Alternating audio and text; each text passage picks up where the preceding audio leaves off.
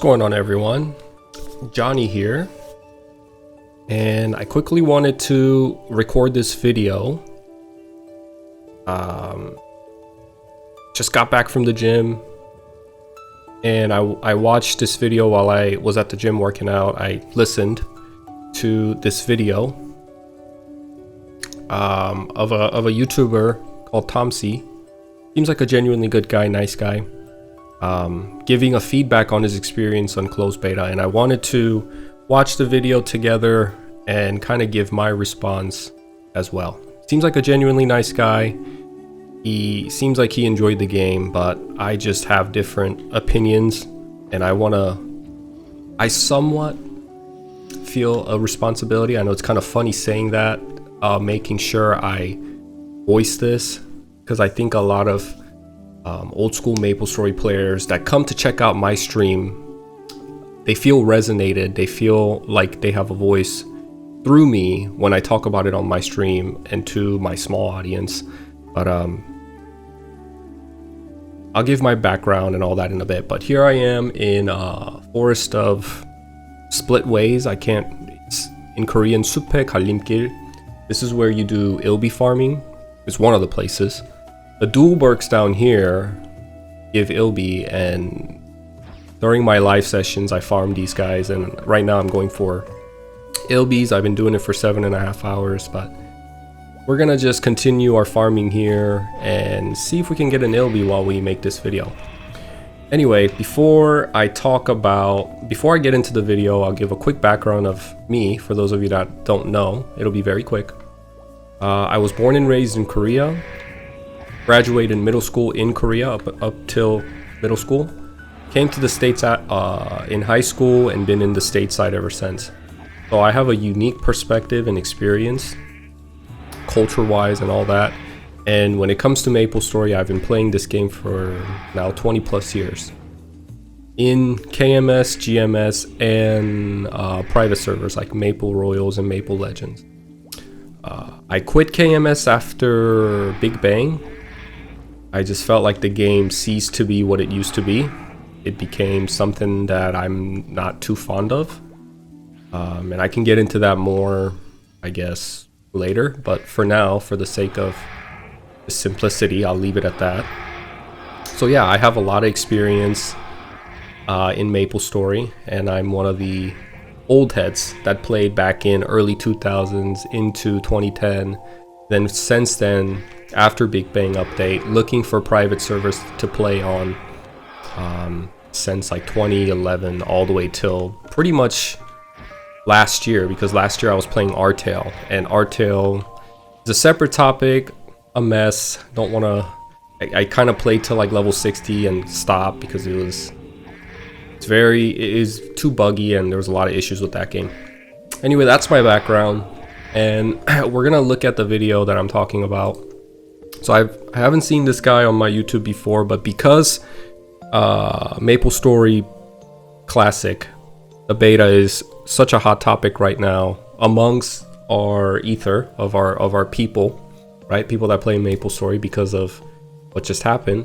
I get recommended a lot of people that I've never seen, a lot of people I've never seen on YouTube, and I saw this video. Classic World, my feedback, and I was like, okay, let me see what people are saying, because one of the things that worries me, I'll talk about this after the video. Let's get into it. So before I start, I want to say this guy genuinely seems like, because I watched it till the end and you can tell he's having a good time. Thompsies here. So let me just get rid of these so you guys can see better. I'll just remove all that extra crap off my stream. So he definitely talks about how he's enjoying the game. Put it down here, and I'll be able to know. Big fan of. There's a part where he's just laughing his butt off, and he just he's talking about his feedback, and he gets caught up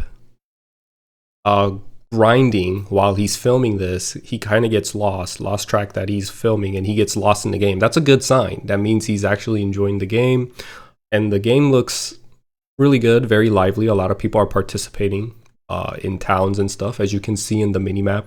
It's very lively. and everything seems good. He does say he's not, he's never played old school Maplestory, so I just want to lay that out there before we start, and he'll say it here too. How's it going? So in the beginning, he just talks about how he's never played old school Maplestory, that this is his first time playing it, and he's just giving his feedback from his perspective, his criticism, which is fair. Everybody can do that. Now I'm just going to respond to it. Doing what I say because you want to keep it true to. Oh yeah, this is where he's talking about all that stuff. I fully understand. So let's see if I can do it this way and grind Maplestory player as I watch this. Classic Maplestory player. I will never play. I'm not sure if I can actually. Maybe I can do it this way. I'm gonna start with things that I don't like about the game, and then we will finish with things that I do. How can I do this? I think it's good to end on a nice note, you know, This? leaving a sour taste in the mouth. And I think the things that I personally don't like, constructive criticism is always good. So I'll try to frame it in a very positive way, or a way that can be seen, instead of just me nagging and being like, oh, I don't like this, it doesn't work how it's supposed to. I want to try and give some resolutions that hopefully are commensurate to the way that the game's good. So, let's begin. So that's good, right? Like, you definitely want constructive criticism, and we should always welcome criticism and feedback from players that might not, that you might even not agree with. I do agree that's a good thing. So let's hear what he has to say together, and then we'll talk about it. And a rogue. I must say that Mage seems incredible. True. And the rogue, aka it would have been a shadower or a dit, as they call it in Classic. Yeah, I'm hip, I know the lingo. And dit, Yeah. The shadower was very good because you just avoid everything, so potions aren't really an issue. That's true. If I was to make another character, which I most likely will after this review, I would probably make a spearman or a marksman. One of the two. I think ranged is incredibly overpowered in Classic, which is good, like it should be. It is what it is. Right. So let's hop in. I'm going to log, for the purposes of this demonstration, we're going to log in on the mage to start with, and we'll kind of swap between characters. So he has a level 15 mage and a level, what was it, level 17 rogue. So I just want to say this for those of you that don't know. Mage in old school Maplestory was always OP in the first job advancement. But I know a lot of people, I've been watching people give feedback and talk about the game and how like they're already talking about rebalancing jobs and stuff. But I do want to say that that is unnecessary, because every character and every job has their power peak in different spectrums of level, and we've only played 8 days. You know, this beta testing was only done for 8 days, where max level was 50, and around level 50 is when mages actually start to decline and become to kind of curve down in their power curve, right? And that's when you start seeing bandits have a. Now, I'm going to go off old school Maplestory because I have no idea how classic Maplestory is going to progress over time, and how Inkwell and the team is going to develop the game as we go forward. But traditionally in old school Maplestory and in Mapleland as well, bandits have their power peak from level 50 to 70. Their savage blow is extremely strong, but they start to fall off really hard post third job advancement, right? So, and when we're just talking about one element, one issue, one thing when it comes to balancing, when it comes to like trying to compare classes. But damage isn't the only thing that makes your character viable in this game, and I'll get into that in a little bit. But let's continue to talk about power curve. Mages traditionally are the strongest up till, I want to say, at least level 40, if not 50. That's just how it's always been. In old school Maplestory too, when I was playing as a kid, a lot of people played mages for that reason. And as he's going to mention, warriors and all the short range, right? So close combat, up close combat like warriors and dits, struggled early on due to their lack of mobility. Their mobbing speed was a lot slower compared to the ranges. But what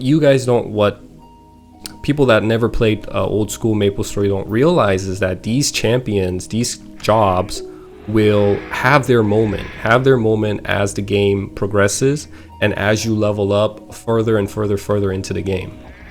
Every character has their own spectrum, and the reason why I call Maplestory the best MMO that I've ever played in my life is because the balancing wasn't just because it was so unbalanced, but it was balanced at the same time. Meaning, in certain spectrums of level, from like level 10 to 30, certain classes definitely outshined other classes.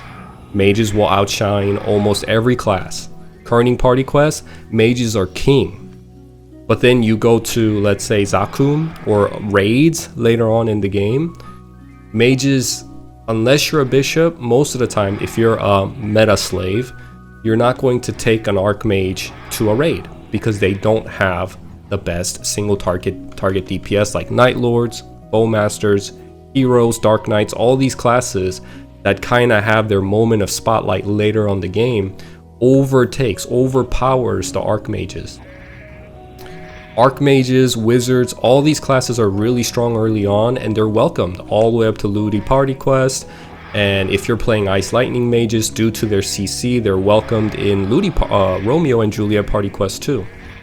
In different party settings as well, they're very welcomed, right? And like I said, this is old school Maplestory. I don't know how Maplestory Classic is going to evolve over time and how what it's gonna be when it actually releases, because Inkwell's talking about doing some rebalancing and stuff. But that's what I want to say. Mages seem strong right now because it's so early on in the game. Max level will eventually be 20, and those of you that hit level 50 today, although it seems like you're quarter of the way until 200 is like climbing a Mount Everest, right? You've probably played like 1% of the game if you got to level 50. I'm gonna be honest.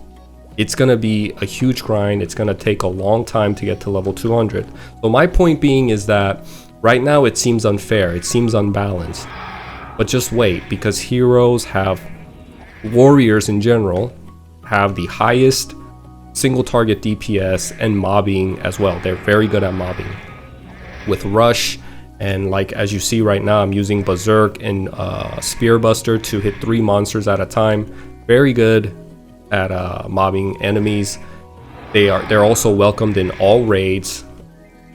So damage wise, they'll have their moment later on. So let's talk about bandits though, because bandits are not in the same category of why they become viable, and like it's okay for them to not have a high enough damage. Bandits, let's talk about bandits. Bandits have their moment of shine when it comes to damage from level 40 to maybe like all the way up to 70. And 40 might be too early depending on the skill tree you go.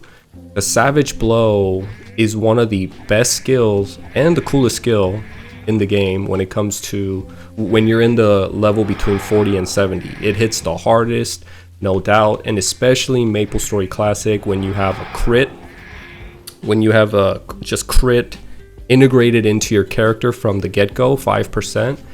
The faster you hit enemies, the higher chance, the more chances you're gonna have to trigger that crit. So when you play like Wizards in level 50 plus, they're not going to be hitting as fast as a bandit using Savage Blow. They're hitting 6 times they're maybe hitting 12 times every second. In 1 second, they get to hit 12 times, guaranteed to crit at least 1 or 2 times out of that, right? I would assume. I mean, 5%, okay, maybe not guaranteed, but you're going to crit a lot more than your comrades, your counterparts. But bandits also fall off after post 3rd job advancement. But you know what they also have? They have this skill called Smokescreen, which makes them super viable and sought after, not for damage purposes, but for utility. And I think that's important. If you make the game just about damage, you're gonna have a bland experience. Oh, look at that! I got I got another scroll. Today I got a scroll. I don't know if you guys saw. You see that? I got a scroll today. And I got 2 now. That's crazy. I'm not getting Yobies, but I'm definitely getting these. This is staff for magic attack 10%. And I think they're a few hundred mil. Nice, nice. And this is a and I'll talk about this later too, how the game is slow paced for a reason, and the dopamine you get is way more rewarding and intense when you struggle. Maybe not a lot of you will agree with that, but it's definitely true. Instant gratification nulls your dopamine sensors because you're always getting hit of dopamine, and I won't get into that now. Let me stay on topic. So let's continue with the video. I'm talking too much. This video is going to be like 3 hours long. Point of contention that I kind of have there that is kind of annoying as someone that plays multiple characters in all the games I play.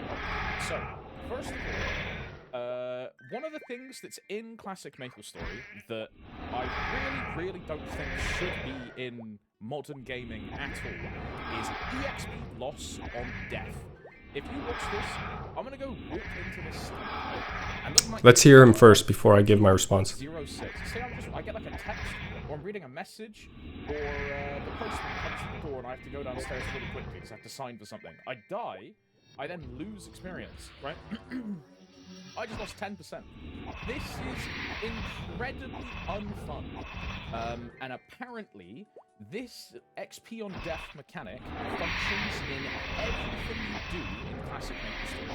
I don't know if this is true, because I can't do any bossing, but apparently based on private servers, if you die in, say, like Zakum or Horntail, you will lose experience. Which means the only time you can relatively do a boss is when you level up. Which is just a terrible game. No, not really. So here's the thing. The reason why losing XP is good when you die, multiple reasons, but I'll give my take on why I don't agree with this take. If you don't lose XP on death, there's no sense of urgency. There's no sense of like, you know, like, it's not very common that you die in this video game anyway, because I'm assuming pets are going to come out with HP potion drinking and MP drinking.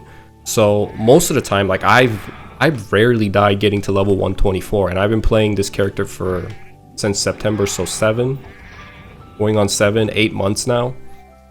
And you don't really die as much as you think you die. Even early on, these monsters don't hit you for that hard. And that's one reason. And two, if you take EXP losses away, I think it changes the game into something completely different, right? So one thing I think Thompsies, was it Thompsies? Thompsies. Seems like a good guy. One thing Thompsies just doesn't understand, you can tell he comes from modern Maplestory. Probably bossing all the time. Doing trial and error, a lot of challenges, hard modes, and all this stuff. Very much more locked in and engaging content that constantly requires your attention and focus. Maplestory Classic and old school Maplestory isn't that. Maybe in raids later on when you get your guild together, it will require you to lock in. But generally when you're grinding with your buddies, this is more, here's the thing. Old school Maplestory is a social game. It's basically Facebook 2.0. You get on the game and you grind with your buddies, and you should be able to chat and talk about whatever with your buddies while you're grinding. You should be able to talk. You should be able to talk to strangers, meet people, get in a party setting, talk about what's their favorite color, where do they live, what was the weather like, you know. It should be inviting, which Maplestory Classic is that way, because it seems like they're really trying to encourage people to party play at the system level, right? Systematically, it has set up where being in a party with other people is better than solo grinding. So you can see the direction of the developers are trying to take with this game. And it's just that old school Maplestory was the same way. When you get in a party with other people, it felt like it was more of a social game first before it was a game, before it felt like a game.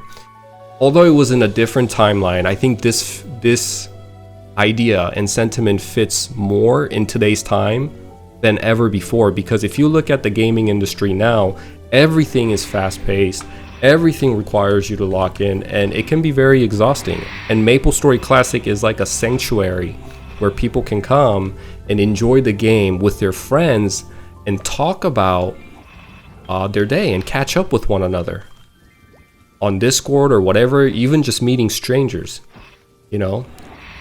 Thompsies probably doesn't know this because he didn't play old school Maplestory, but back in the day, a lot of people just hung out in the game and didn't even play the game for the game, for the sake of the game. They customized their character and they hung out in Genesis. They called them Henehos, and they just sat around and gossiped and talk about everyday events, talk about whatever, and they just hung out. And people just sat around one another and talked about literally whatever they wanted to. So you can kind of get an idea what I'm saying when I say that. When I say this game was more of a social game at the fundamental level, and on top of that, it just gave you something to do, which was grinding.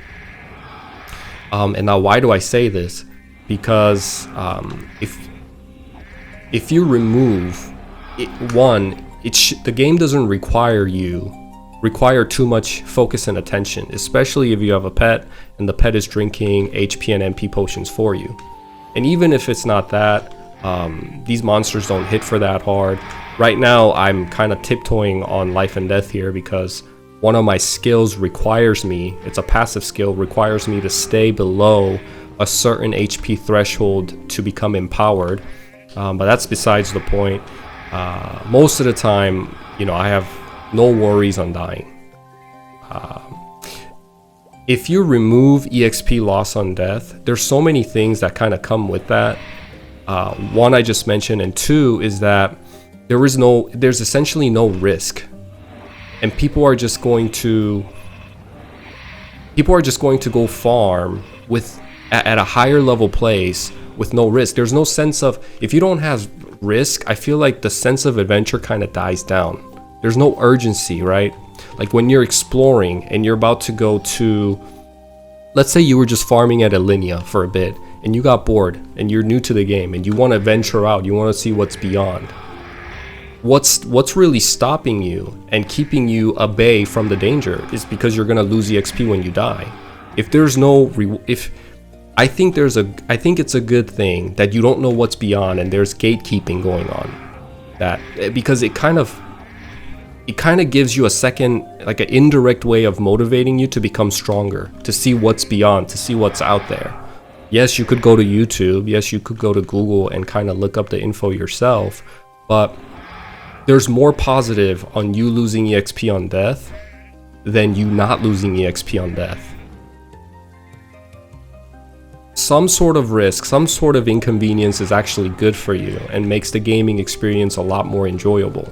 Sense of adventure, sense of urgency, the attachment that you get towards a character, the devastation that comes with it when you die. It actually makes you more locked, like it requires you to be more, organized during raids, because if you have no reason to really organize yourself and learn about the raid prior to going to the raid, because you don't lose EXP, you're just gonna go in there willy-nilly and just keep trying until, I just feel like it's unorganized and it won't be as fun, you know what I mean? But if there is a certain amount of risk involved in the game, then you're going to take the game slightly bit more serious during raid time. Also, it keeps you very much like like the sense of mystery. Okay, Alexa. Thank you, Alexa.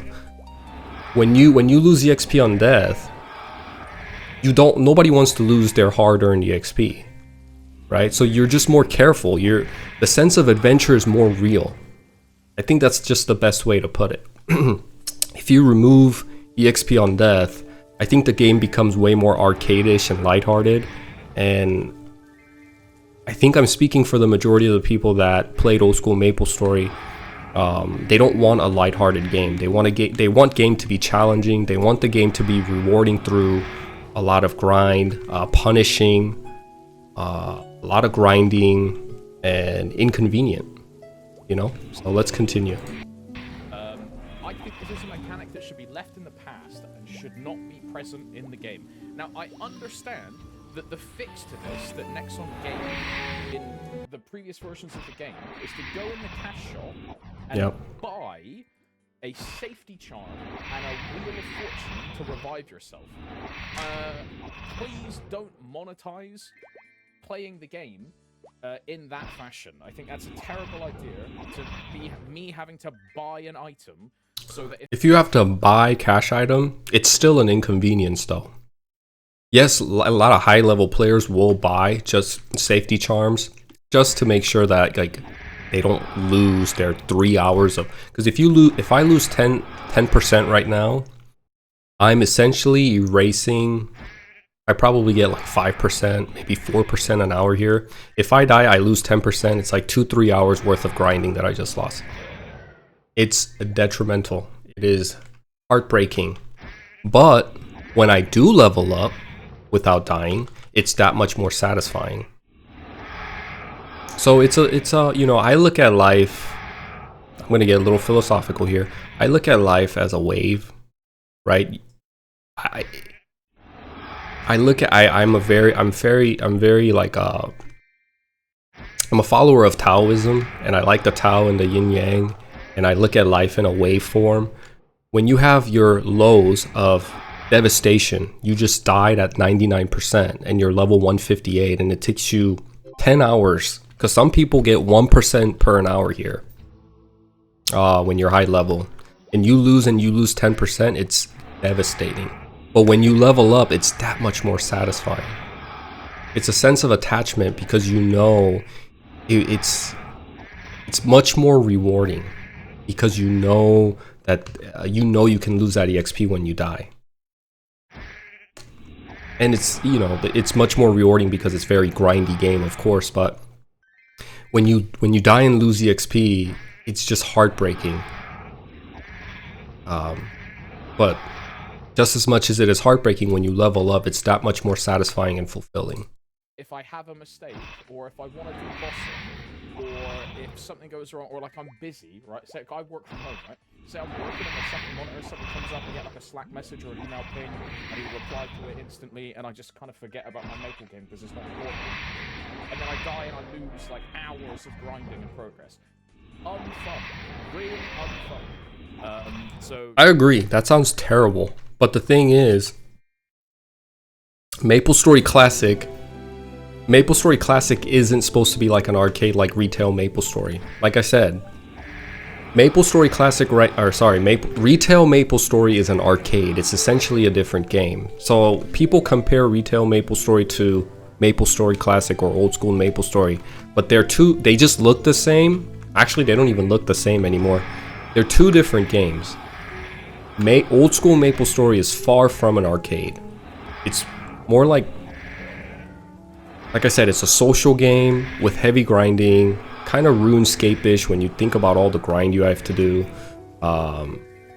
Actually, there's really no other game to compare it. I was about to say Classic WoW, but Classic WoW you can level up pretty easily through quests and dungeons and stuff. Old school Maplestory is pure grind in a party setting while you're socializing with people. That's all it is. It's not an arcade. The moment this game goes arcade, a lot of people are gonna leave the game. People reminisce and miss this game for that reason. They're trying to escape from the convenient teleporting from here to there, making the world feel small, solo playing aspect. They miss the party setting, the grind of playing with other people, playing with strangers and making friends, and through those friends conquering raids together, because everything is on the line. A lot is on the stake. And old gamers will, even WoW players will probably agree with me here that back in the day when you played WoW, going to a raid was a huge deal. Everybody had to kind of know what you're doing. There was a raid manager, raid leader. You get in a, I don't know, what did we use back in the day? In Korea, we used We use like a different app, but now it's Discord. You get in a voice call. Everybody has had their role. The game isn't super difficult, let's say, like how it is in Retail WoW and Retail Maplestory, but everybody had little roles that they had to fulfill, and everybody had things that they had to do. Everybody was kind of locked in, and they were forced to, because if you die, you lose EXP, and kind of wrap into the EXP loss thing, right? And I think a lot of people just miss that. Just being able to get in a party and talk with strangers and really grind together, go through the hardship together. My first piece of criticism is please remove EXP loss on death. And my solution to this is you just don't have. You just don't have. Oh, I almost died. That's how it works in Retail Maplestory. In Retail, you get a debuff of reduced drop rate and reduced experience. I mean, that's not a bad idea if you get like a detrimental debuff, but that means you just can't play the game. You're kind of idle. And don't have the punishment, which I think would also be absolutely fantastic. Excuse me, apologies. I had to clear my throat. Okay, the second one is, and I think this is more of a less playtime investment issue, is that when you are playing the game early, there is a massive issue with potions. Yeah, I heard this one too. It's just, it doesn't feel enjoyable to surmount the hill of obtaining enough potions and obtaining enough mana pots or lemons and meat in this case to play the game effectively. I'll talk about this real quick. So this was very much the case in old school Maplestory 2, and you can tell Inkwell and the development team is trying to make sure, is trying to bring back that memory. They're trying to bring back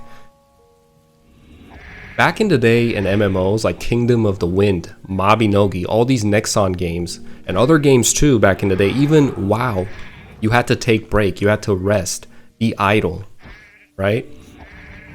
In Maplestory, how it was back in the day, you would get into a party, especially in the level frame that he's in, from like 10 to 20. It's especially hard because you're so short on resources and meso that it's hard for you to grind. So what a lot of players did when they were grinding in a party setting, everybody would take breaks here and there together, and they would just kind of sit and chat for a bit. Again, this goes back into the fundamental question of what is Maplestory Classic? It's not really a game that fits today's gaming standard, but it's more of a social game. The adventure, the difficulties, overcoming it together with your buddies, sitting down, taking a break, quickly talking about other issues, and getting back into the grind, going to the town together, walking to town together, right? Like walking. You've been training at Hennessy's Training Grounds 1. You take a quick break on the chair and say, hey, I have to go refill. Okay, let me go with you. And you're walking with your buddy, and you guys are jumping around doing emotes. And then when you get to the shop, you take a little break, come back, talk about different things and whatever while you're grinding. People miss it. I think that's what people genuinely miss, and that's what is lacking in Maplestory retail, right? So I know it's frustrating coming from his world of retail Maplestory, because there's so much hand holding and the game is essentially playing by itself, and all you have to do is just kind of do what the game tells you to do. But old heads like me who are looking for the old classic experience don't want that. They want the challenge. They want to take breaks. They want, because what that does is you look for maps to manipulate. It challenges you to overcome your difficulties. And what you would do as a ranged class, you would look for platforms where you can shoot your arrow, but the enemies can't reach you. Perfect example, Hennessy's Training Ground 1, when I ran out of MP pots as an archer, when I played archer back when I was a kid, I would just use single attacks until I had enough money. And that scarce of resource, the scarcity, created more of a rewarding feeling when you overcame that scarcity, or when a loot drops, right? This is something that I guess I can't believe I didn't talk about. the because the game is so challenging when it comes to resources, when a loot or an equipment finally drops from a monster, the dopamine hit is insane. It's nothing you can compare to any other game in today's gaming standards, where everything is just handed to you. Everything is so easy. You know, you have to take breaks to charge your mana. You have to take breaks if you're a warrior, sit down a little bit and, I don't know, be on your phone or talk to your party members and go just kind of hang out, or, you know, that's why you have skills like endure or other skills that will passively charge your MP and HP as you rest on first job advancement, because it's supposed to be, the game is designed for you to take breaks and kind of recharge as you grind. It's not supposed to be like retail Maplestory where it's never ending grind and you don't feel any type of scarcity in resources. That's not how it was back in the day. And personally, as an old head, I think that's how Maplestory Classic should be. It should be difficult because there's so many other games that you can play, like retail Maplestory, where you can go and enjoy the easier setting, the easier quality of life, the convenient, systematic things that are implemented into the game where it makes the gaming experience a lot more easier. But there is definitely downside to that. Whether you see it from my point of view, whether Thompsies sees it from my point of view or not, I personally think there's a downside to everything being easy.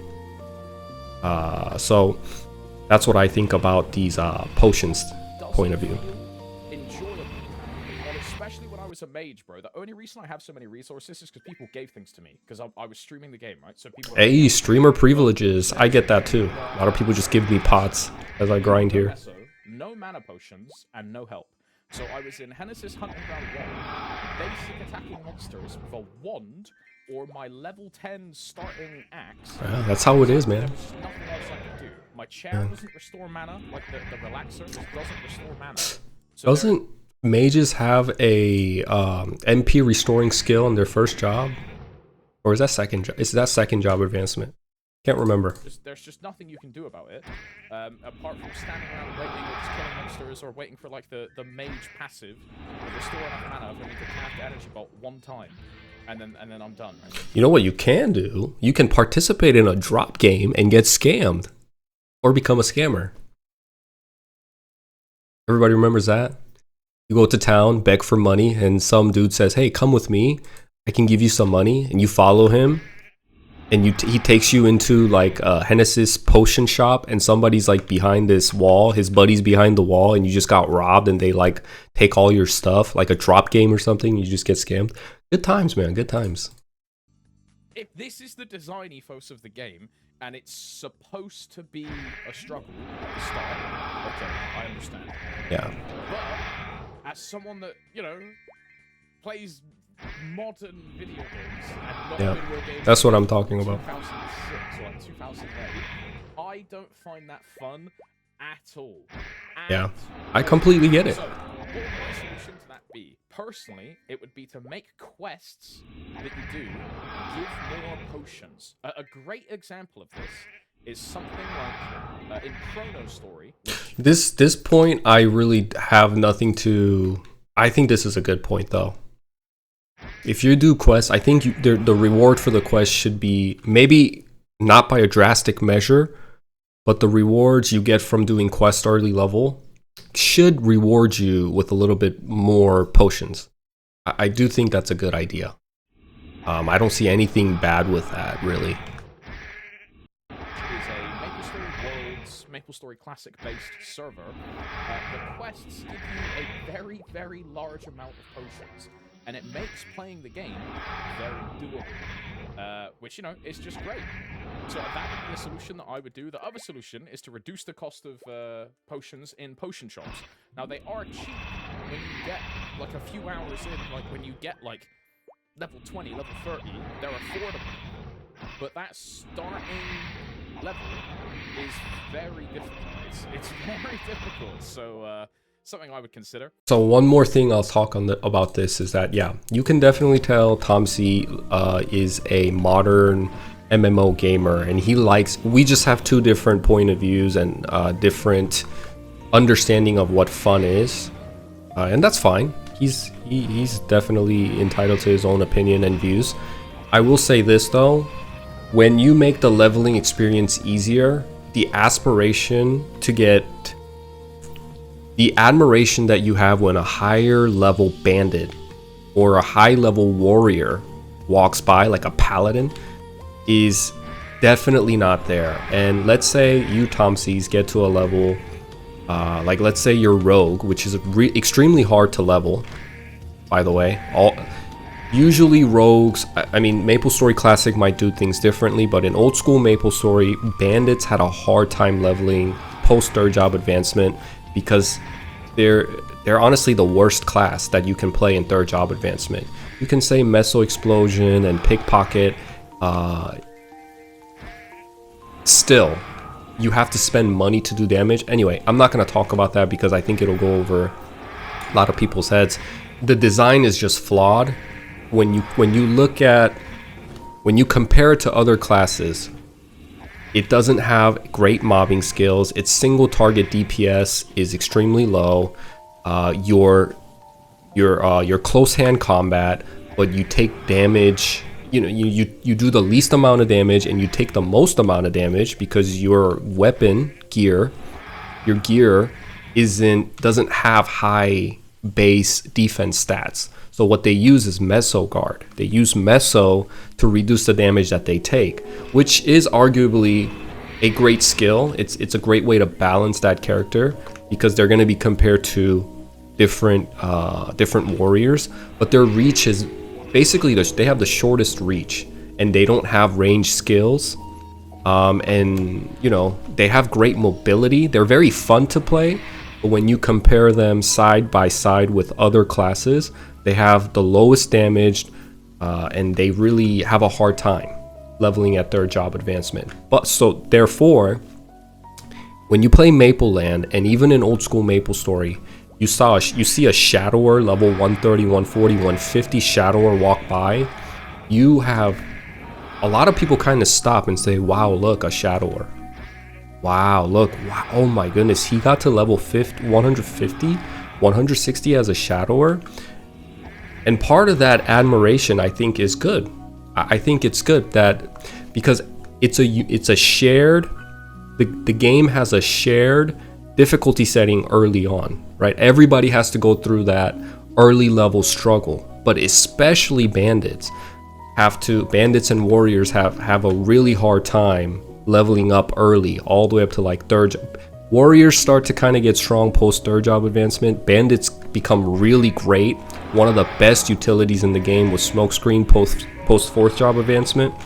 But because the game is so hard early on, and especially your class, if you're playing a bandit or you're playing a warrior, struggles a lot of people will stop and admire you. And maybe that doesn't matter to you, but in an MMO setting where a lot of people want to come and enjoy the game and almost create a second life here, a second identity in this game, that challenge and having that admiration means a lot to people. It means a lot to me. That's why I like to play off-meta classes, because I want to stand out, and I'm confident that I have the patience and that I can kind of go through the grind to level up unpopular classes. I think it's fun, and I genuinely don't want to play the class that a lot of people play. So I know you're gonna say, well, you're playing Dragon Knight, you're playing a Dark Knight, how can you say that? I didn't want to play Dark Knight. I wanted to play a blunt weapon paladin, but long story short, my cousin really begged me to not go that route because paladins have a hard time leveling, and he said you're signing up for torture.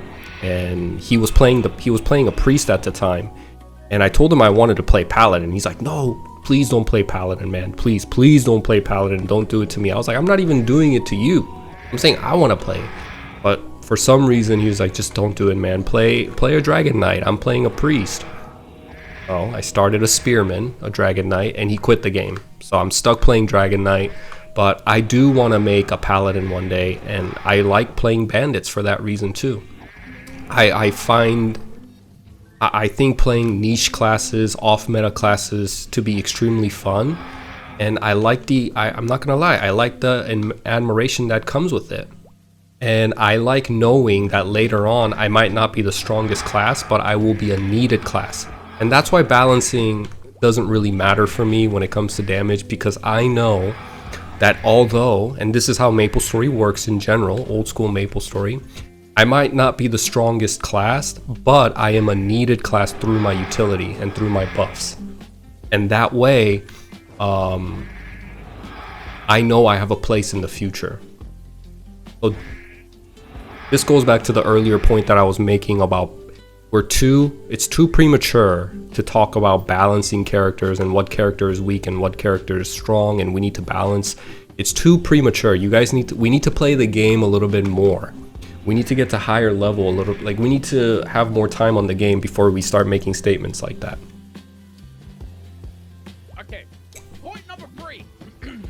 Excuse me, apologies. I'm doing this after a very long day. There is a big lack of hand-holding in the game. That's by design.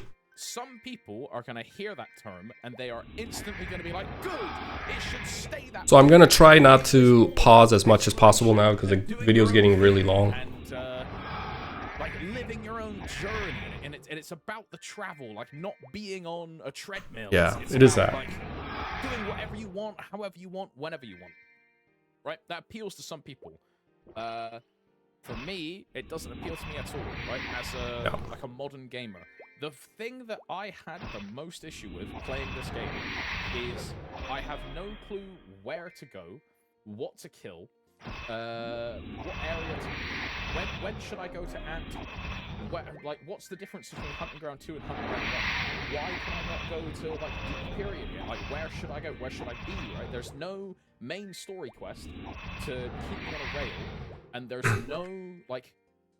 For example, in modern Maplestory, they have something called Maple Guide, which is like a button that you'll press and a big UI. Yeah, I know where he's going with this. I mean, I've already seen the video, but I'll talk about this real quick. I said I wasn't going to pause it, but I have to, because, you know, I'm very passionate about Maplestory. I love this game, and Mapleland, the developers of Mapleland, Tensia, understand what people are looking for, and this game is going on for 2 years, and they've done so well to make sure this game doesn't go off course and to keep true to what old school Maplestory was. So let me talk about handholding real quick. The reason why handholding is bad, because yes, it erases, the game plays the game for you. You're playing the game how the game wants you to play, instead of playing the game as a community. Maplestory Classic is a community-driven game. Okay, if you didn't know where to go, I would encourage you to ask people. I mean, there's so many people there that you could probably talk to and kind of figure it out together and explore a little bit. The game is beautiful.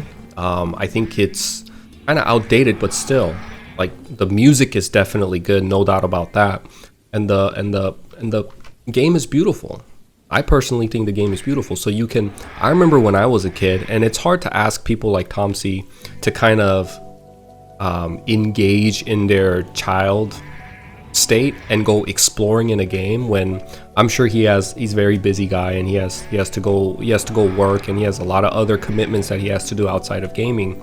But I think that's the best way to enjoy the game.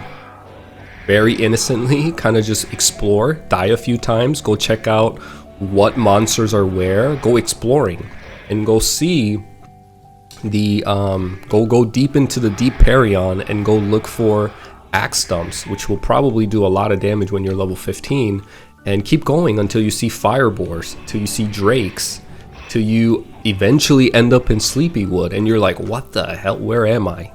Go explore the Elinia tree dungeons and all the little portals that you can go into. Look at the curse eyes, look at the lupins that are there. I would really love to be in his shoes and kind of relive the game from a fresh set of eyes, where I have no prior experience, because the game is really inviting, and it's the when I mean inviting is like the monsters, their illustrations and design are very cute and inviting. And although yes, there's a risk if you die, then you die, but if you can engage and if you can turn on, ooh, another item, nice, level 80 spear, that's what I'm talking about. If you can trigger and activate your inner child and kind of go exploring with your buddies, nothing is more fun than that. And just clicking a few things on the screen that tells you where to go here, and then you have an overhead arrow that tells you where to go. You can click on the map and teleport there. Where is the sense of adventure in that? You know, there's a reason why a lot of open world and offhand like Elden Ring and Crimson Desert are doing well. The reason why they're doing well, because they're very offhand and they don't tell the gamer what to do.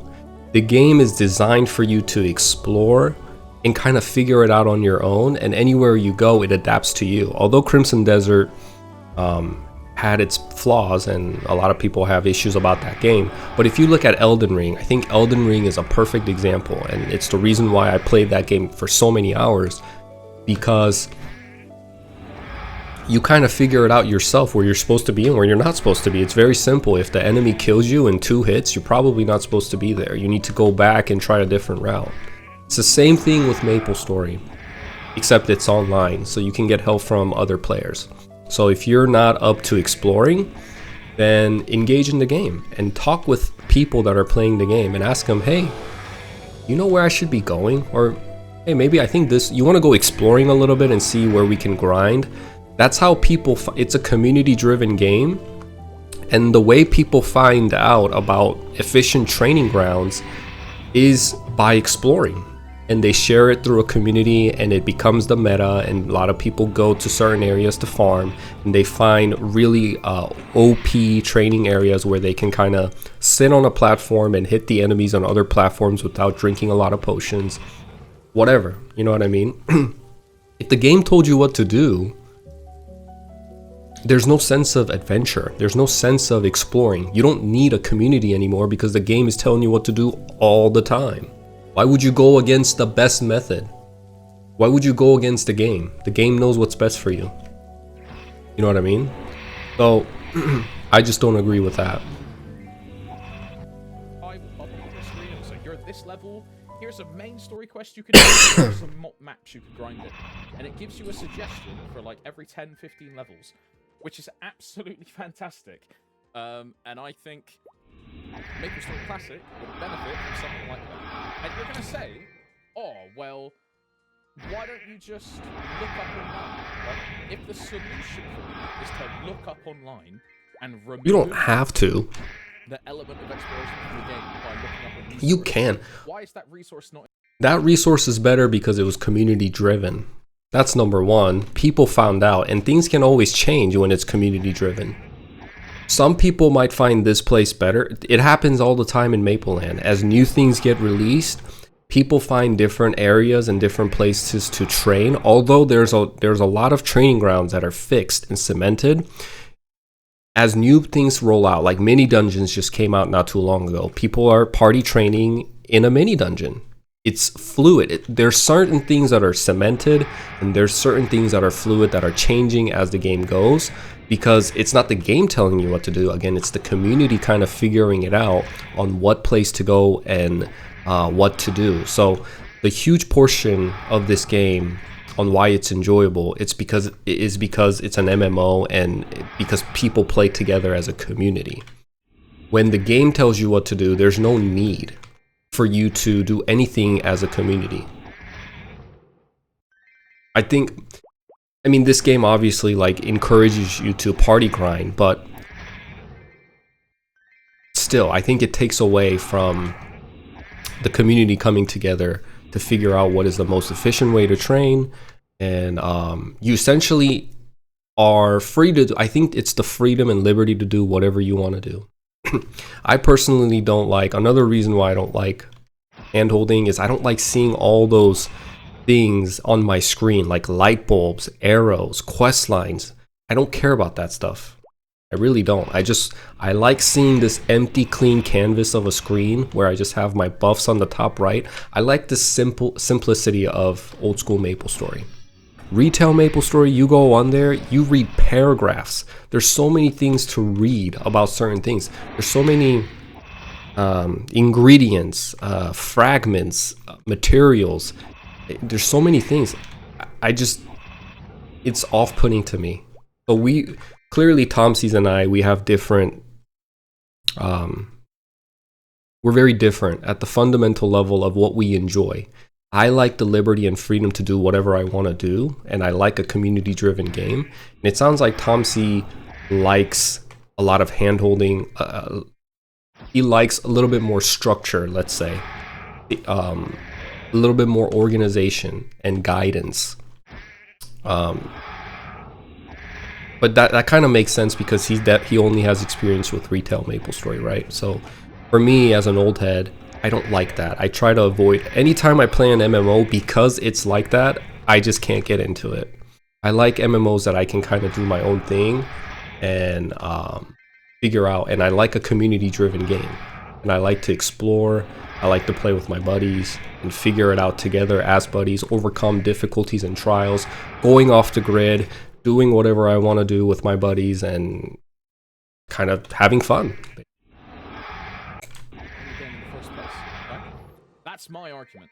If the accepted path is to find a level guide, a skill guide, what map is where, why not just type that in the game? And in tandem with that, in the world map, you know, it's speaking of like knowing where monsters are, knowing where to go. When I hover a map, why does it not tell me what monsters are in this map? For example, there is a quest to kill dark stumps. This is to unlock the crafting skill for every town, right? But each town has a different crafting skill that you can use and unlock, and they have a quest to do with it. And that quest revolves around killing dark stumps, getting dark stump leaves, or things like this that relate to that skill. You're just supposed to like know where dark stumps are. No, you're not supposed to know. Again, it's just when the game isn't holding your hand for a reason. It's not by design or lack of design or lack of it's not lack of design, it's there by design. The game is telling you to go adventure and find where those monsters are at with your buddies. The game is telling you to play a community-based, community-oriented game and ask people if you want to know, or you can go adventure yourself. When there's scarcity in resources and information, you turn to other people, you turn to the community for help. It encourages you to be more engaging. It encourages you to seek help, essentially, and ask people to help you. But if the game is telling you everything and giving you a guide with a huge arrow over your head, and when you click a map, it tells you what monsters are there, what resources you can get, why would you ever talk to anyone? You would play Maplestory Classic just like any other game, very much stuck to your own little clique in Discord and talking to the only 4, maybe 2, 3, 4 people that you ever talk to, and the game would feel like it's dead. That's the problem with retail WoW 2, was back in the day, it was a lot more people it was community oriented, it was not user friendly, so people had to rely on one another to get information or get resources, or find out how to, complete quests or whatever. But now, everything is so easy and hand-holding, you don't need to talk to people. It's not even an MMO. You kind of play MapleStory, retail MapleStory, and retail WoW just you're in Discord with your friends, but you never talk to someone that's just walking around in the forest. What's the big castle in WoW? I can't remember the name. I didn't play much of WoW. I played WoW Classic.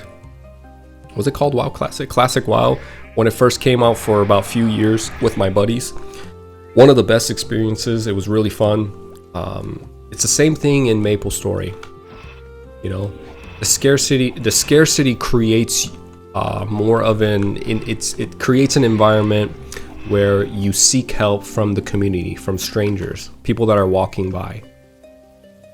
And yeah, I guess that's that. And at the fundamental level, again, the game has to be enjoyed in a different sense than how games are in today's standard, in modern standard. It's a slower paced game. You have to relax. You have to enjoy the grind. You have to enjoy the difficulties and inconveniences, because with that comes the huge reward of dopamine, a huge sense of community where you can lean into one another and build stronger bonds. And I think a lot of people yearn for that in today's times. You're playing games together, but you feel lonely. You know, I don't want to get too deep into societal issues, but I mean, it's pretty evident that in today's times, a lot of people feel a lot more lonely. They feel like they have people around them, but not really any true friends around them. And I think Maplestory Classic will be a great gateway into building and forming lifelong relationships and lifelong friends. I do truly believe that, because it's so community oriented, and it should be, and that's what people want. So that's the charm of old school Maplestory. Which for me, as someone that didn't play like this level of Classic, it's just a terrible design. Because I get that. It does seem like a terrible design. I get it from his point of view, why he would say that. I go to a map, I'm like, okay, does this have dark stops? And I just have to run around. Again, that is exploring, adventure, exploration. You're finding your own path, which, if that's the design intention, sure. But, you know, I don't really think that design intention is fun, personally. To give another example to modern Maplestory, if you are doing a quest or looking for a monster, I can either have a search function on the map to find the monster, or I can click on a map node and it will tell me the map, what level the monsters are in there, and what they are called. And then you can also it's like a quality of life thing, and I'll talk about quality of life later, and the dangers of quality of life. And I'm going to use Alinea as this. Alinea is probably the most confusing area in yeah, it is. Ever been in. Linear with the tree dungeon, extremely confusing. Yes, another item. That I can't even find my way to period. Nice. Level 80 thief glove. I don't know what portal I'm supposed to go through. I don't know what hidden tree I'm supposed to TP up and down in. I don't know where I'm supposed to go. It doesn't make sense. So yeah. I'm gonna run out of space here shortly. Lack of hand holding and display of information, I guess, is another point there. So my solution there is to either display monsters on the map, add like a guide function into the game, or make some kind of like bespoke content piece to show where things are and how to get there, right? Gives like a main story quest would be fantastic for a player like me, I believe, that just keeps you on rails until like level 30, the second job, and then it's okay, now you can go to Ant Tunnel. Now you can, I don't know, go kill stuff in a linear or Forgotten Hollow or whatever it is. Just yeah, but that's the game is telling you what to do at that point. You know, and that's what we're trying to avoid. I think I can safely say most people are trying to avoid that. My game froze on me. I don't know what's gonna happen. I might die here. Hopefully I don't. Anyway, I guess I'll keep talking. So, most people are trying to avoid that when they come to Maplestory Classic, is the hand-holding. And you kind of figure out when you go to End Hill, when you go there and you see other people grinding, you can ask them, hey, you guys are all level like 20 plus, you think, when do you think a rogue should come here? You can hit the enemy a couple of times and figure out that if you're missing and you're not doing any damage, you're not supposed to be there. Oh, come on, game, please. There we go. Right? So you're not supposed to be there just through trial and error. Kind of play the game, and figuring it out on your own is a huge part of the charm in old school Maplestory. There is also a combat to this, which instead of like the minimap showing you, there was this feature back in the day called Monster Book. Monster Book, I think it was called in English. I don't know. It's called Monster Dogam in Korean. Basically, when you killed monsters, they would drop cards, and if you collected enough cards, it would create like a monster encyclopedia. It will tell you their EXP, HP, what they drop, where they're located in, etc. And like very cute little illustrations of that monster. I think that's a better way, instead of immediately the game telling you where the monster's at when you look at the map, because you're getting robbed of the sense of exploration. The huge charm of the game is to explore and figure it out on your own. And you know, I think it's really cool when you go there and kill monsters. It's also like a lot of people like to collect things in video games. I'm one of those people too, to a certain degree. But I liked collecting those cards to make my own encyclopedia, right? So you would open the encyclopedia, go look up axe stumps, see how much EXP they would give, HP, and what kind of items they drop.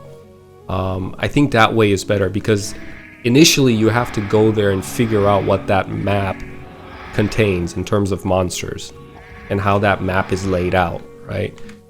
Exploration is a huge part of old school Maplestory. Make the story quest, go from Lift Harbor to Henny, to Kerning, to Period, to Alinea, and then to Forgotten Hollow, and then, like, Deep Dungeon. Like, I feel like that's a fantastic, very easy thing to do. String quest. It'll show you how to get around the world, where monsters are, how to navigate, introduce the new area, and then get you into, like, the mid-game area at the same time. I think that would be a really good way to do it. You can add in some, like, Black Mage references. You could make this, like, the Genesis, because we know you're tying in Ride or Die with this, right, with Althea and Kazakh. So you can add a Kazakh into Classic and have him be the background string enemy of this questline, and stopping him resurrecting the Black Mage, right? It'd be cool. But yeah, that's a point. Okay, following on from that, look, this is going to sound like a lot of complaining for like 20 minutes, but it is what it is. I'm just giving my feedback. I mean, he seems like a genuinely nice guy. We just have different opinions. Missing compared to modern Maplestory, and that is an area right down here, and there's usually like a little blue like pirate whale boat thing, which is the Nautilus. The Nautilus, The Nautilus is not in the game, which means pirates are not in the game. Why are pirates not in the game? Like, I don't get it. I'll tell you why. I mean, I kind of have an idea why. So, really, like pirates being in the game, out of the game upon their release, whether it's in the game or not, I don't really care. I don't see a huge difference. But I will tell you what the incentive is by not adding pirate. So, basically, it's going to go like this. When Maplestory Classic comes out, you're going to see a huge influx of players come and play the game. And over the course of the game, because it's such a grind-heavy, time-consuming, dull game, you will see the number drop and stabilize.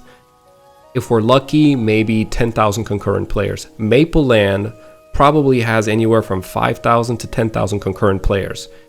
That's a very healthy online game for this type of game. The community is extremely healthy. Look at this. It doesn't stop. These are, I have my guild members talking here. People are talking about whatever, doing marketing. I see a lot of people just trolling on here, asking questions. Community is extremely lively and healthy, right?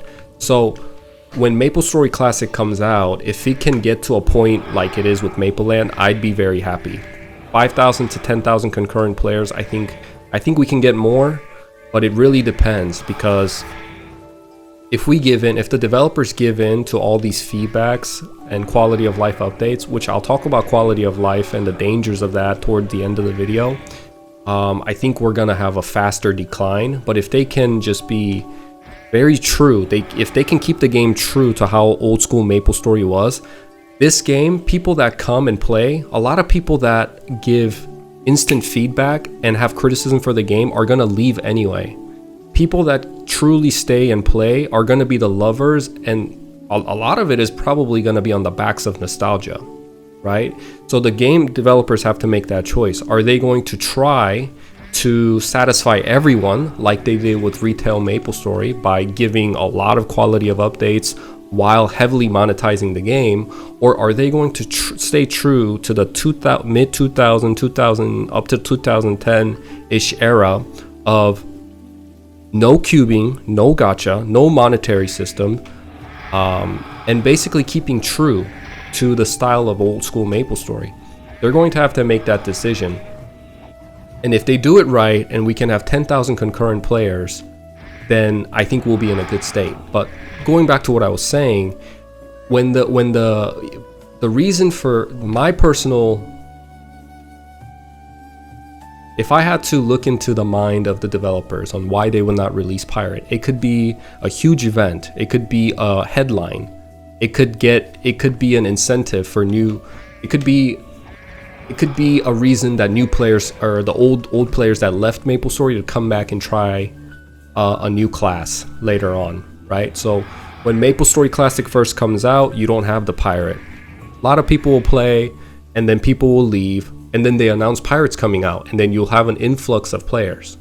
So the way Mapleland does it, they're geniuses. These guys are really smart. Their development team, not development, these guys are they're basically the management team, because they just take old resources. They're not developing anything. They're just importing old resources into the game and making slight bit of changes for balancing and whatever.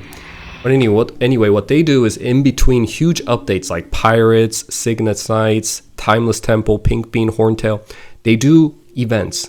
Every few weeks they do an event. Right now there's an event going on.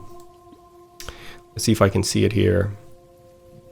We have Maplestory World Grand Open 2nd year anniversary. So if you collect these things, you get rewarded with 2EX coupons, you get rewarded with pets, you get rewarded with slot enhancements or expansions, where you can expand your consumables, equipments, whatever. So they keep the players, and they do little events every few weeks to give a little bit of a switch up in the daily mundane grinding that players do in this game. And it that slight bit of variability keeps the players engaged, keeps the gaming experience more fun, and I think it people that play this game aren't playing it because they want to come play a high-paced, fast-paced, modern game type of game. A lot of Koreans that play Mapleland already have played Maplestory back in the day. So it's really just giving these players who already enjoy the game for how it is, how inconvenient it is, how grindy it is, and they're trying to form a community here. They're trying to have, I hate to say this, but a second life in this game, and they give them a little bit of a variety of it, like a little bit of a switch up here and there with these events that they roll out. These cash items are all from events that I participated in. These maple weapons were from events. This Mapleland 2nd year anniversary flag is from an event back in like November of last year. Maple helm, all these things are from events. And it keeps players like me who already love the game, it keeps it more interesting in between large updates. So the reason why they don't release Pirates is probably for that reason. Because if the game flops really fast, that's going to be an issue. But let's say the game has a huge influx of players when it comes out, stabilizes, and they see a downward trend, they can announce something like Pirate to get players to come back. And it's I think it's for that reason. I don't know, it's not confirmed, but just based off how they do it in Mapleland, it would make sense if that was their reasoning behind not releasing Pirate right away. Because a lot of people loved Pirate. Pirates were a huge part of the game prior to Big Bang. I do not understand this, like, some people want Pirates, some people don't want Pirates. I love Pirates. It makes no sense to me. More classes is more fun. So just put Pirates in. Simple as. My complaint, Pirates aren't good. My solution, put Pirates in. Like, okay. One more I know I'm stopping way too often. More classes, more fun. Can't agree with that either, because so old school Maplestory up till Pirates, they took a huge risk on Pirates, and I'll tell you why it took them so long to release Pirates. The original 4 classes, warriors, thieves, mages, and archers, they had developed these characters to make sure that they were balanced in all spectrums, not just damage, but every class had their own place that they held in a party. Every class had a unique buff. A lot of time, I mean, there were some definitely issues and flaws. I'm not saying that, but when you go to late game raid, every class had their pros and cons. And aside from the archmages, because most of the time they did not get invited to raids, if you didn't come up with the best damage, if you didn't come with a lot of damage, you had specific buff that would kind of help you to find your place in a raid. Spearmans did not do the most damage. Dragon Knights did not do the most damage, but they had an S tier utility buff called Hyperbody, which was needed in every raid. Night Lords did the most amount of damage, but they needed Sharp Eyes. They needed Sharp Eyes to really min-max their damage. Shadowers do not do the most damage, but in Pink Bean and a lot of times in earlier phases when Horntail first came out and in earlier stages of Maplestory, having Smokescreen to give your party, when a lot of people are dying, to give that 1 to 2 minute of a break in Smokescreen where you can recoup and reorganize was essential.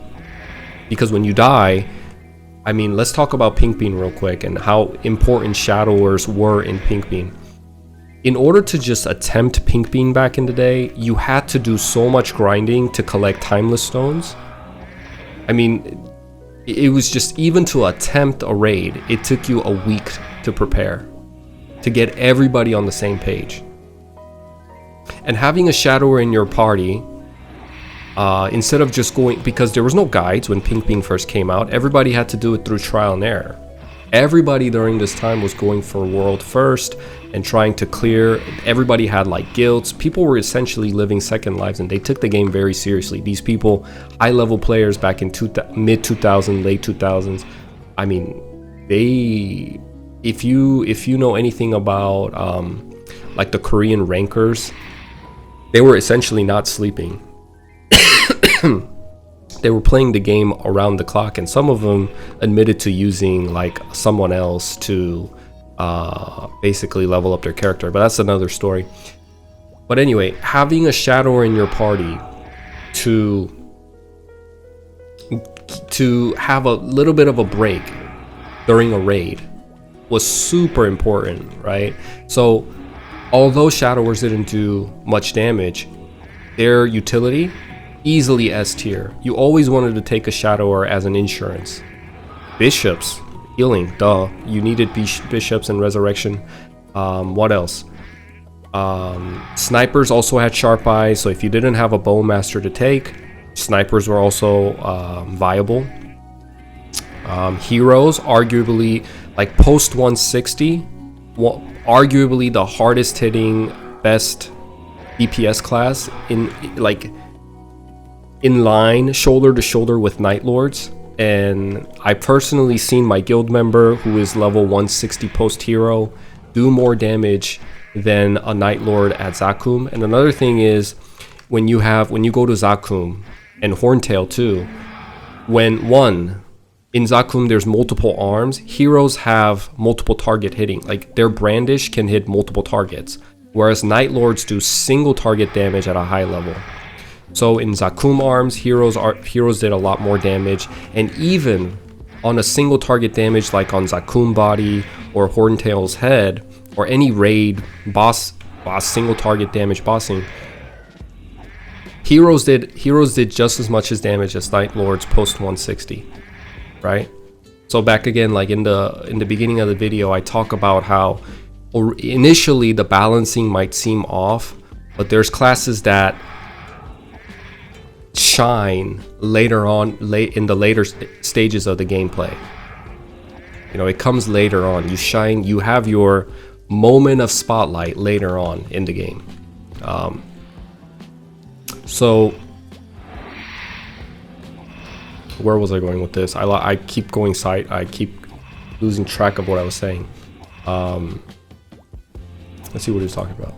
This version of Maplestory Classic have announced that they're going to have. Oh yeah, he's talking about pirates and stuff.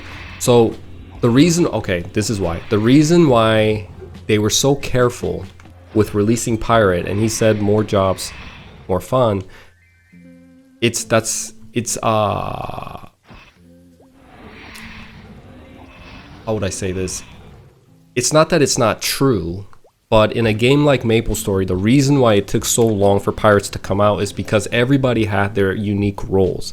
And pirates they had to really consider on releasing pirates because you can really flip things. You can really flip the existing balance, the existing infrastructure of the game by releasing a new class. They need to find a way to make sure it doesn't come in and disturb everything that already existed. And they did really well. Captains, they did a lot of damage. They fit in with the Night Lords and Heroes, doing a lot of damage. And Vipers, they didn't do a lot of damage, but they had another S tier, A tier utility with time, speed infusion, and time lift. I think those were the names in GMS.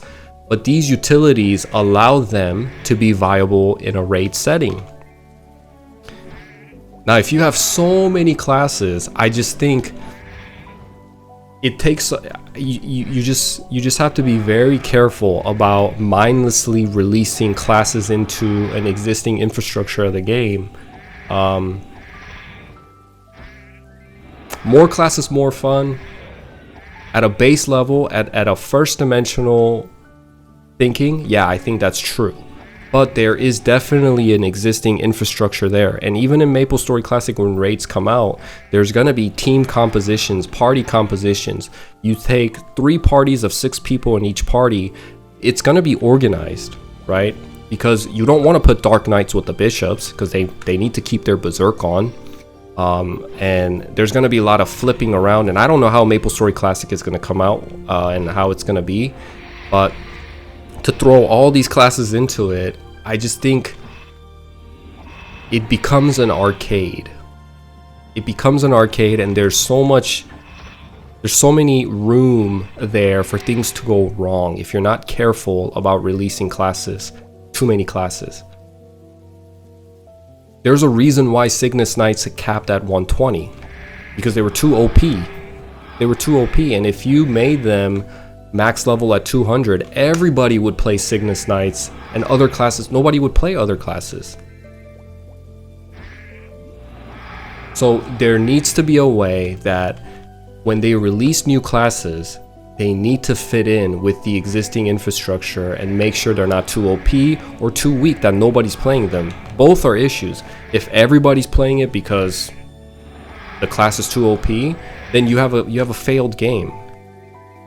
If one class can do everything and they don't mesh into the existing infrastructure that's there, and they just kind of throw everything upside down and everybody starts playing that class because it can do everything, or nobody plays that class because it doesn't really offer anything, it doesn't have any damage, it doesn't have any utility that it offers to the raid, so you're basically playing the game, you're playing an MMO, but you don't have an opportunity to go to raids or participate in endgame content, nobody would play that class. So what it is there's a specific game style, gameplay that people are looking for when they play old school Maplestory. And it's the community driven, people playing together, and we want to make sure we stay true to that, or else I think the game will fail. Let's go on. I'm talking a lot. I talk more. Actually, no, I talk a lot during my stream too. On Maple Worlds, why do we not have pirates? That's my answer. I would love pirates. Speaking of almost there. More players, more opportunities. I haven't done one myself, but a common complaint that I've seen people say is that party quests suck. Fair. In comparison. Yeah. I've heard that kerning party quest sucks, and they didn't have looty party quest, which is they didn't have looty out, so it makes sense. Someone in video games that plays a lot of characters. I'm known in retail Maplestory, modern Maplestory, as a reroller, where I will make a class, get it to endgame, So I will say this is a good criticism, and I agree 100%. Party quests should be mainstream. Party quests should definitely be mainstream. Party quests were extremely fun to play. I think they need to find a way where, like right now it's too weak. The experience rewards are too weak. I do think more party quests the better, because essentially you're playing with other people, you know, and that's the most important part, that encourages you to play with other people, and you're participating in puzzles, doing boss grinding. Just grinding in a map alone can be pretty mundane and boring. But for example, my favorite party quests are Ludi party quest and Romeo and Juliet party quest, and I'll tell you why. Ludi party quest starts at level 35. It's right around that time when you've just got your second job advancement, and you've put some like 10 to 15 points in your skills, in your second advancement skill, your main skill that you got from second job advancement, and you want to use that. You want to use that in a party setting to conquer bosses, to put it to a challenge in a party quest setting, right? And it's really fun to go in there and kill Alishar, the boss of Ludi Party Quest, together as a team. It's like a mini raid, mini dungeon experience, which I'm all for. So I do hope that they reconsider, that Inkwell and the development team reconsiders the design behind Party Quest, and that they make more Party Quests. Actually, I want them to make more Party Quest. I don't see anything wrong with more Party Quests. Romeo and Juliet quest, the same thing. You start Romeo and Juliet and Magatia, post level 70. You just hit your third job advancements. If you're a ranger, you just learn strafe. Super cool skill for rangers, shooting 4 arrows at a time. If you are a dragon knight, you just learn spearbuster, and you want to use that. If you are a chief bandit, you just learn assaulter. You definitely want to show that off and conquer Frankenroyd together with your party. The puzzles are fun. It's a good balance of like solving puzzles, killing monsters, and beating a boss for a reward. That structure is very satisfying and very fun too. So I don't understand why they nerfed Party Quest to the extent that they did. I don't think it was necessary. I think it's overall a good thing. The more Party Quests, the better. Yeah. Make a new class. Get it to endgame, make a new class. Get it to endgame, make a new class. Because I think that's fun, right? I enjoy that cycle. I think it's the best part of video games. Endgame in every single game is boring. The best part is from ground, getting to there, and that progression chart, right, of constantly upgrading gear and items and all this stuff. That's the best part of any game. So I like to change characters. Now, as far as I'm aware, if I want to swap, because I have 2 characters on this account now, if I want to swap from my bishop, which is what I'm on right now, to my shadower, there's no swap character button. There's no change character. What I have to do is, and you're going to think this looks really dumb, but what I have to do is exit game, close the game, yeah? I have to close the game, and then I have to open the game, which, you know, bear with me, I have to open the game.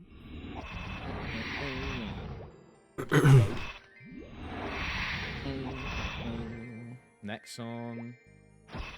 I have to click login, and now I can change character by picking on this. What is that? I agree. That's pretty inconvenient. You want it to... I do think, like, if you want to log into a different character, that'll probably happen.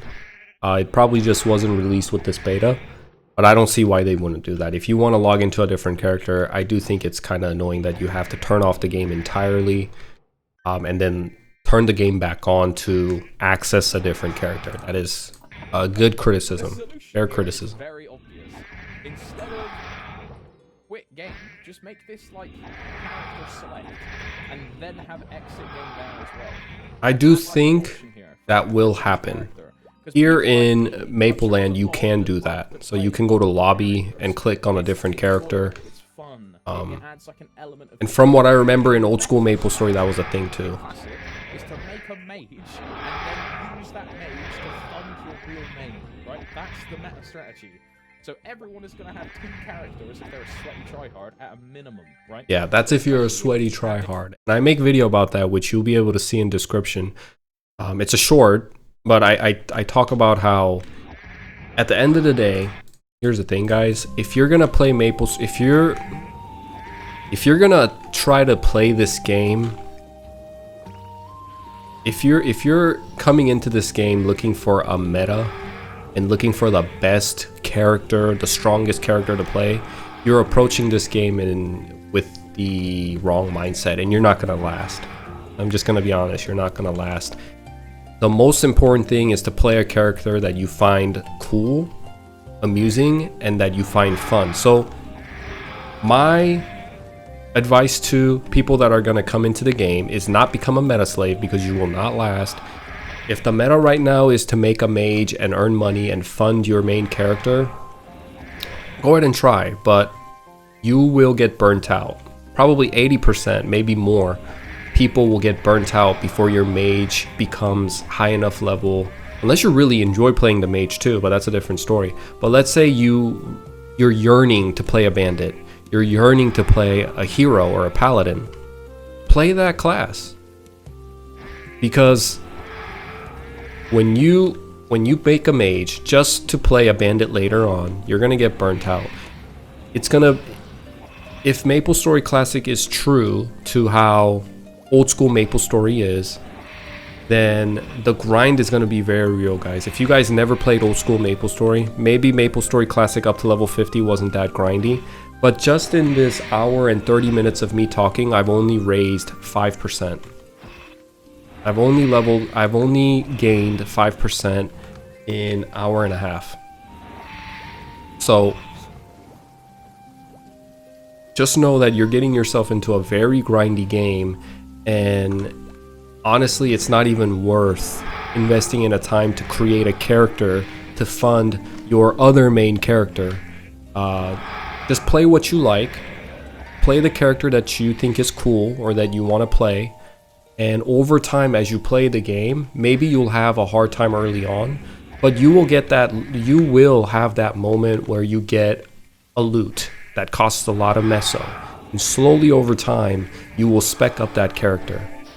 That is my recommendation to people that have never played old school Maplestory, or that are kind of coming to this game with no prior experience. And because people do this, they go on YouTube or on Google and ask, what class should I play? What's the best class? What's the most damage hitting class? And a lot of people are going to say, oh yeah, play the assassin, or what, play the bandit. But they're hard.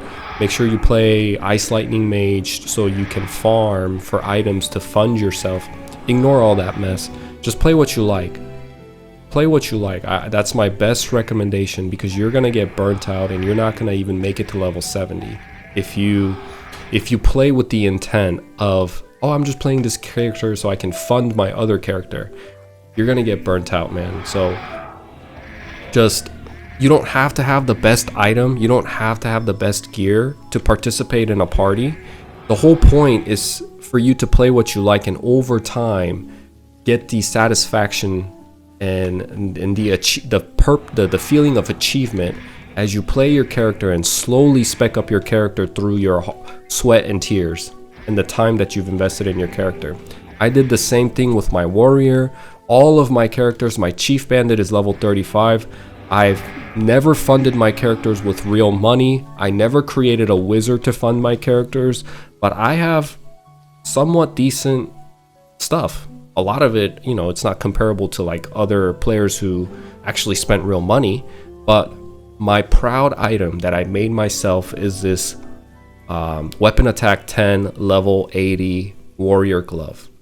I did the quests, got glove for attack 60% from all the quests that I could find that would give this scroll, and one by one I started scrolling this glove until I got +5 on it. And I can't describe to you what that felt like in the moment when I got the 5th scrolled on there to get weapon attack 10. Because for comparison, if you get a weapon attack 8 glove, it probably goes for like 10 mil, maybe 15 mil. But as soon as I got weapon attack 10 on that glove, the price jumps to the price at the time. It's come down a lot now.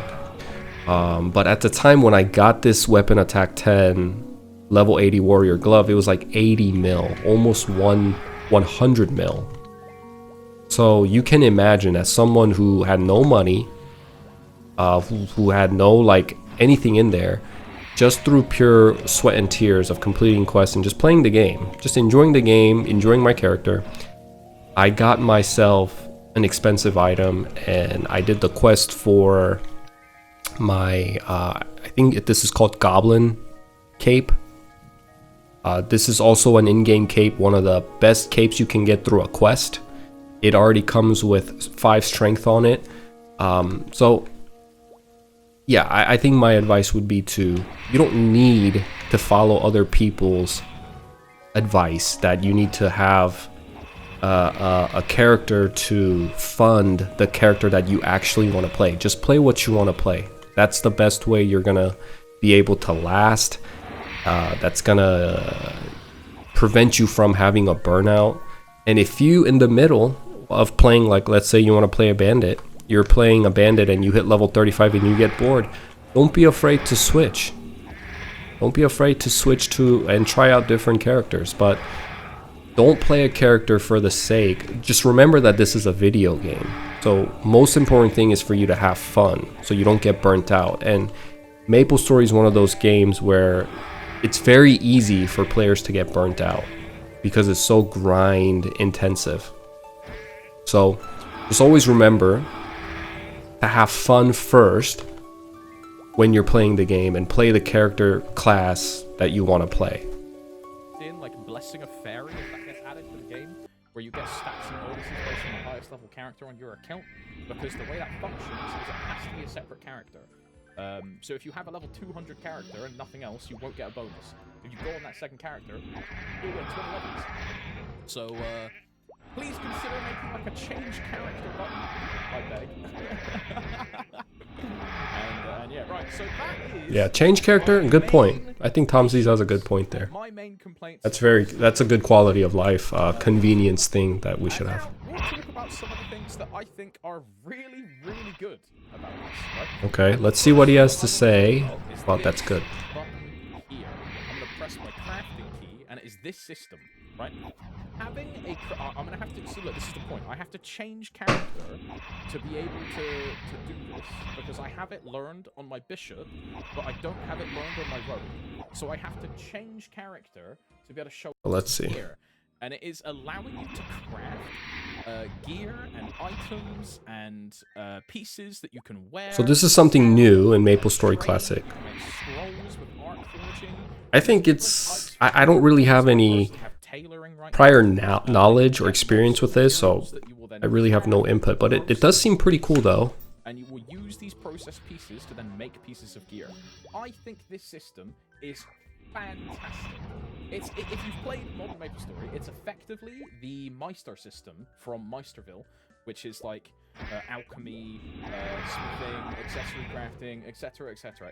It's effectively that, but you know, you can do all of it yourself. I think it's pretty cool. Like a group of friends where like, oh, let's say I become the tailor.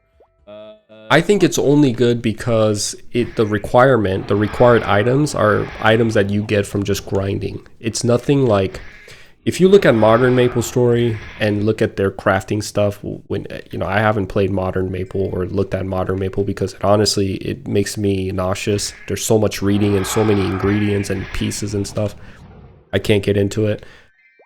As long as it doesn't get that complex and too overwhelming, I think it's fine. So if you look at this processed cloth, it needs pigs riven. You're gonna have pigs riven because you're gonna be, most likely, you're gonna kill some pigs here and there when you're level 15 as a magician. So I think as long as it's simple, I think it's good. Friend Tom becomes the leather worker Jun becomes the woodcrafter, Simon becomes the weapon crafter, and Samuel becomes the smith. And then we get like, I don't know, Roy to be like an art forger.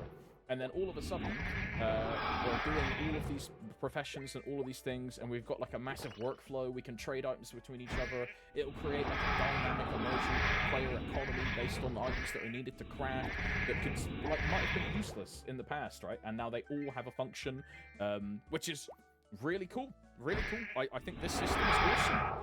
I like that it has an integrated system in every town, so you have to go to all the towns to get the quests, to learn the skills to then be able to do this.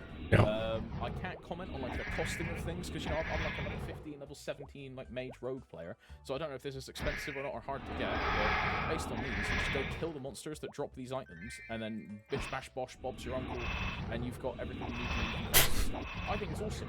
Yeah, I think it's awesome too. I agree. We're crafting scrolls, which should just make scrolling incredibly easier in the future. Because to scroll items in Classic, you need A, a lot of items, and B, a lot of scrolls. Because the tech is to 10% slot 1, and then you do like 60s or 30s, depending on how many fodders you've done and how many you've attempted and how many you've gone forward with. Which, you know, is awesome.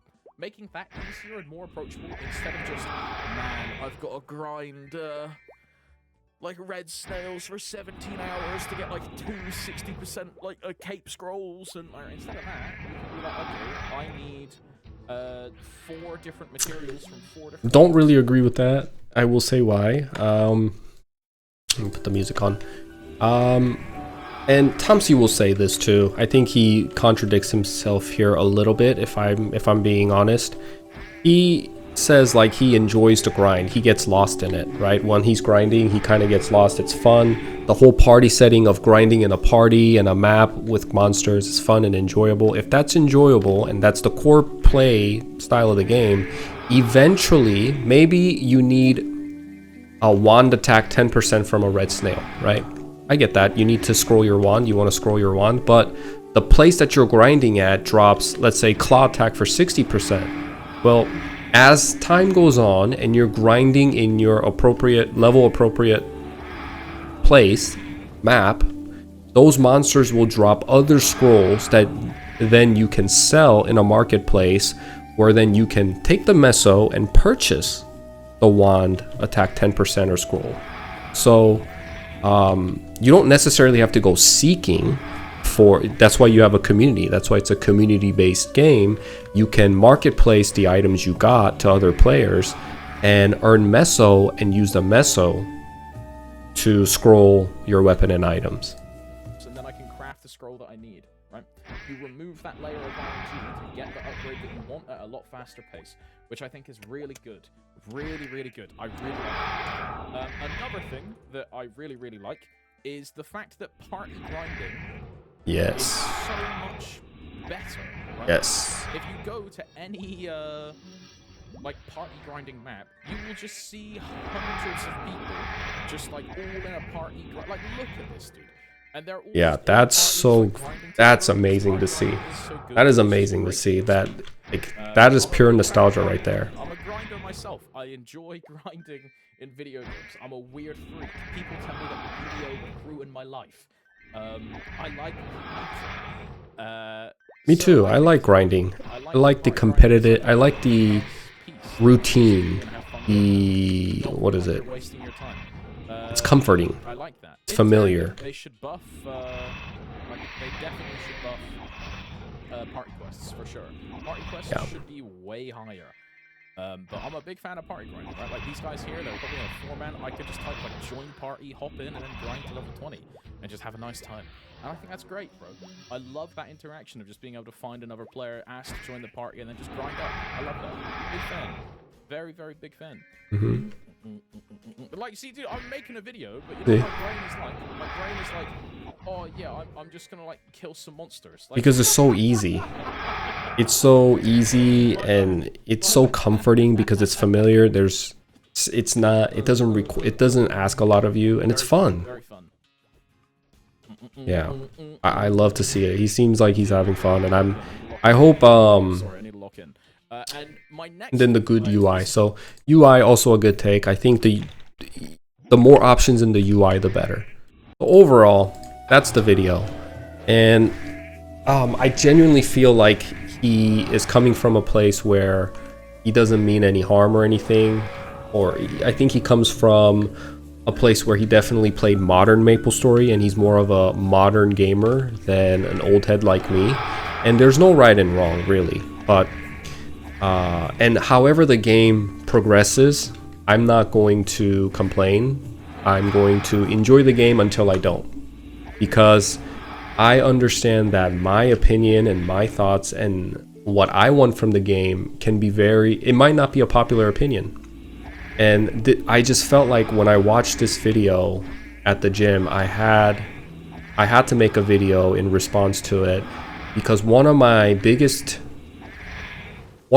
biggest, that's too dramatic. One of my fears about Maplestory Classic is that it's gonna people that haven't played old school Maplestory are gonna come and obviously highlight the things that are flawed about the game before really experiencing the game and understanding the charm of the game.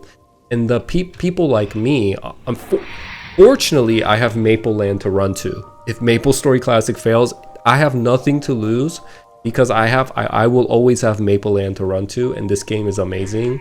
And people ask me, will I quit Mapleland when Maplestory Classic comes out? No, I'm not gonna quit this game. I have too much time invested in this game, and I genuinely enjoy this game. That's why I stream it almost every day.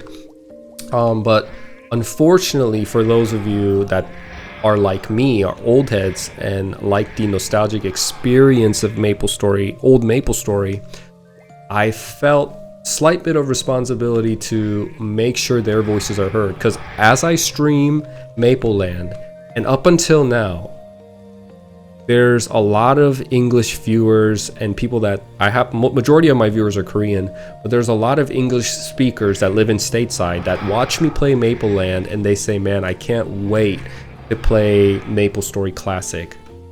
And a lot of these guys are old heads like me that played Maplestory back in the early 2000s, mid 2000s. And I do think we have to be very careful. Like, one of the fear is that Maplestory Classic becomes, from taking in all this criticism and feedback, it implements a lot of quality of life, like Thompsies said, guides, maps telling you where monsters are at. What else did he mention? Basically everything, a lot of things that he mentioned in the game, which makes the gaming, it alters the gaming experience from what we remember as old heads, right? From those of you that have a huge nostalgia with old school Maplestory, I worry that the feedback will rob us of our sanctuary. You know, there's so many games nowadays, other MMOs, that essentially do what Thompsy is saying: hand holding, very easy, you don't have to take breaks, and therefore it robs you of the sense of community, it robs you of the sense of achievement and purpose. And so many people that I've seen throughout my time streaming and on YouTube in the comments, everybody has a certain amount of feedback, everybody has something that they're requesting from the game. But let's just all be careful, because if you make the game, if you implement too many quality of lives, one of the biggest thing is teleportation, by clicking on maps and making the game feel instance based instead of the game feeling like the big world that it actually is. Then I think that does more harm than good. I do.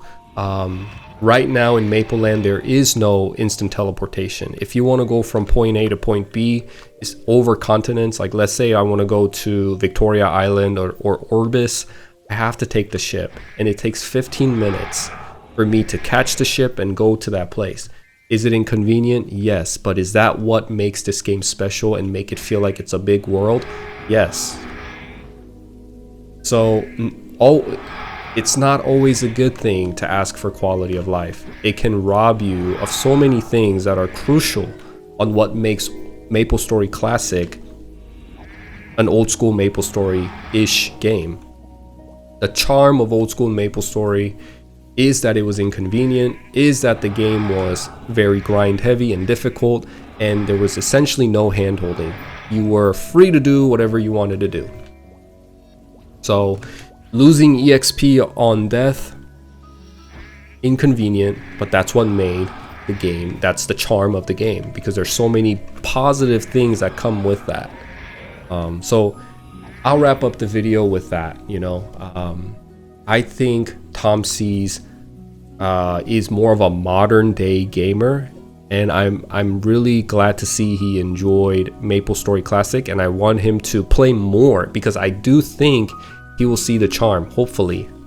But because we're very different on what we consider fun, he definitely seems like more of a, like he said, while he's playing, he wants to be able to work on the side. I get that.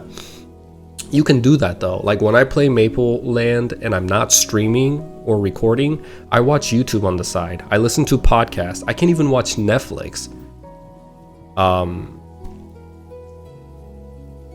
So, it's there, and I think once you play the game a little bit more, you will find your comfort zone where you know that you're not going to die, especially if they release with auto pet HP and auto pet MP consumption. With that quality life, I do think it's a good implementation, because you can play the game a little bit more passively and play the game primarily as a social digital space to hang out with your digital friends or your real life friends who come and play the game. And then in times when it requires you to be more active, like in raids or in party quests at bossing, you can turn your attention on and focus on that. Most of the times if you're farming in Tree Dungeon, you're not gonna die because you have to quickly answer a phone call or you have to like quickly message your boss while you're working. I think this game allows you to do that more than other games. So to make it easier than it already is, I think is unnecessary. And there's other things, like if you take away EXP losses, I know I'm talking about this more than other things, but the sense of adventure kind of dies out. The risk involved kind of dies out. The urgency when you're exploring kind of dies out because you don't know what's on the other side of the portal. You don't know that monster that you've never seen before. You don't know how much he's gonna hit you. So you're always in a state of urgency, and I think that's fun. That's what makes the fun. That's what makes the exploration worthwhile, I guess, because there's risk involved. There was no risk. You just hit that monster and die. Be like, oh, okay, whatever. It's a quick way for me to get back to town. I'll just die and go back to town, So I think a little bit of risk is always good. But yeah, that's my response video. Please go check out his video. Give his video a like, and I will put a couple of videos where I talked about old school Maplestory and classic Maplestory down below in the description. But anyways, that's it for me today. That's it for me for this video. See you guys later. Bye.